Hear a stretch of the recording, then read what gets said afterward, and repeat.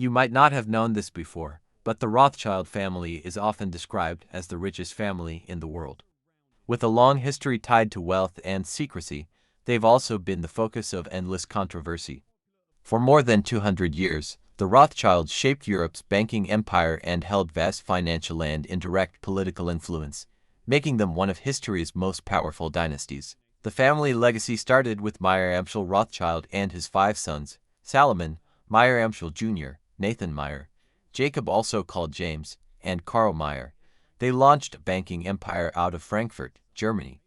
By the 1820s, the family had expanded operations to London, Naples, Paris, and Vienna, effectively turning the Rothschild name into a global financial powerhouse. Beyond banking, their ventures extended into mining, energy, real estate, and winemaking. By the early 19th century, the Rothschilds were also recognized for philanthropy, especially in education and the arts. The name itself originated from a red sign, Rothschild, that once hung on their ancestral home in the Jewish ghetto of Frankfurt. Originally intended for the rabbinate, Mayer Amschel shifted to banking after the death of his parents. He gained early experience working for a banking firm and later became a financial agent for William IX of Hesse-Kassel, one of the wealthiest nobles in Europe. This role gave Mayer a strategic advantage to grow his network and influence. He built a family strategy focused on doing business with royal houses and having many sons to expand and maintain the enterprise across nations. What started as trading luxury goods and coins soon evolved into lending money and financing military operations, especially during the Napoleonic Wars between 1792 and 1815. Mayer and his oldest son Amschel oversaw operations from Frankfurt. Meanwhile, Nathan moved to London in 1804, Jacob opened the Paris branch in 1811, and Karl and Salomon opened offices in Naples and Vienna during the 1820s. Each played a role in expanding the empire's reach and building their transnational network. During wartime, the Rothschilds became known for funding both sides, providing loans, and facilitating trades in commodities like wheat, cotton, and arms. Their ability to transfer money across borders helped bypass Napoleon's blockades, boosting their wealth while strengthening their reputation for neutrality in conflicts. After the wars, peace brought new challenges. While still global bankers, the Rothschilds began to shift toward investing in government securities, insurance companies, and industrial ventures. They adapted their business model to the changing European economy, emphasizing long-term, secure investments. When the Industrial Revolution surged across Europe, the Rothschilds pivoted again, investing in railroads, iron, coal, and metal industries. They became key players in the rise of modern European infrastructure, helping fuel both commerce and economic development in multiple countries. By the 1850s, they dominated global markets in non-ferrous metals and oil.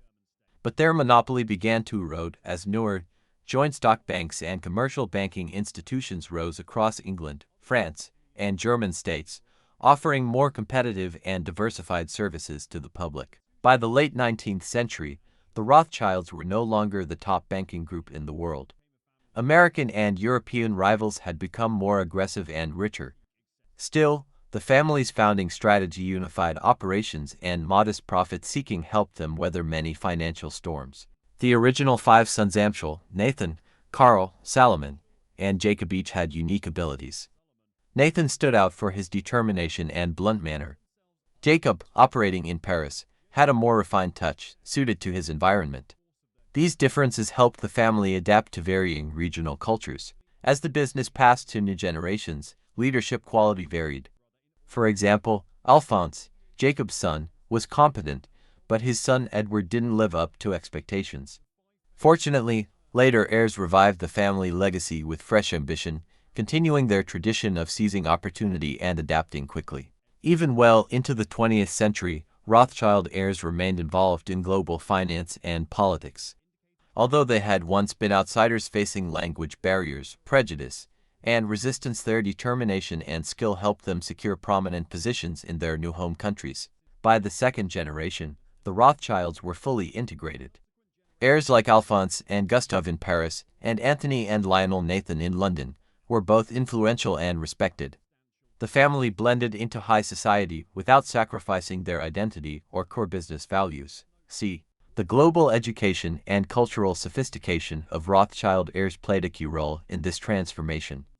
They weren't just powerful financiers, they became political influencers, public figures, and tastemakers across Europe, with access to elite circles in every major capital.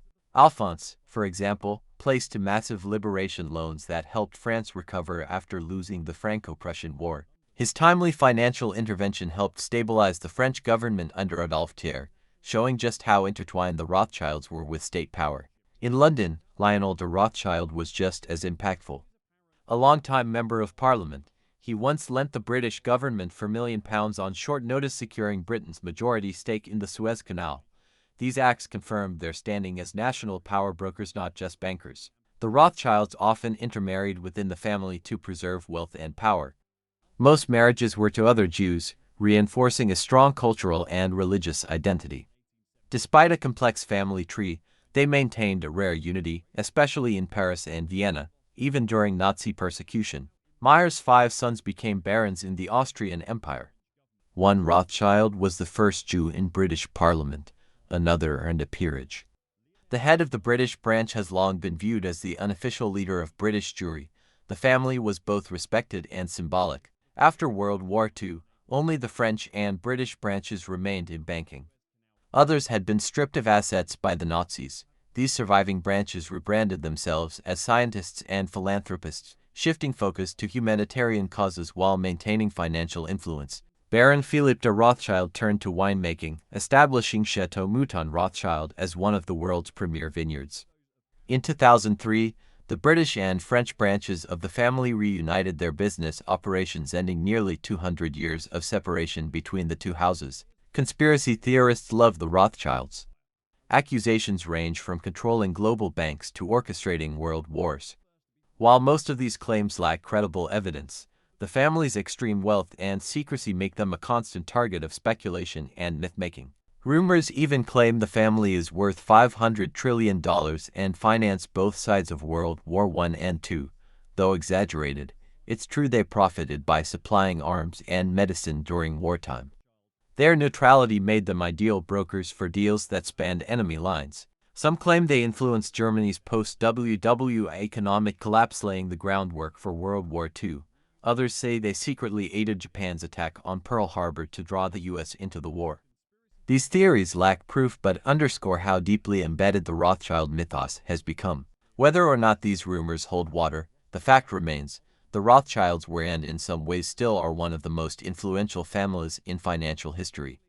With quiet power, transnational reach, and a lasting legacy, their name remains etched into the architecture of global finance. Thanks for watching. If you're fascinated by financial dynasties, shadow empires, and the hidden hands that shape our world, don't forget to like, subscribe, and drop your thoughts in the comments. Until next time, stay curious.